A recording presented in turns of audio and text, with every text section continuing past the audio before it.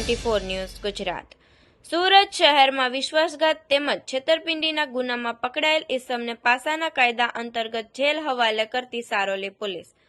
police commissioner Shri Anupamsinh Gehlot સાહેબ તથા ખાસ પોલીસ કમિશનર શ્રી સેક્ટર 1 તથા નાયબ પોલીસ કમિશનર શ્રી ઝોન 1 તથા મદદનીશ police commissioner Shri B division Surat શહેરનાઓએ વિશ્વાસઘાત તેમજ છેતરપિંડીના ગુના કરવાની ટેવવાળા લોકો ગુના કરતા અટકાય જેથી આવા પકડાયેલ ઇસમો વિરુદ્ધ પાસા દરખાસ્ત કરવા સૂચના કરેલ હોય, જે સૂચના અને માર્ગદર્શનના આધારે police inspector Shri SR Vekariya સાહેબ તથા સર્વેલન્સ સ્ટાફના police sub inspector SR Rana સાહેબ તથા હેડ કોન્સ્ટેબલ ભાવેશભાઈ વાઘજીભાઈ તથા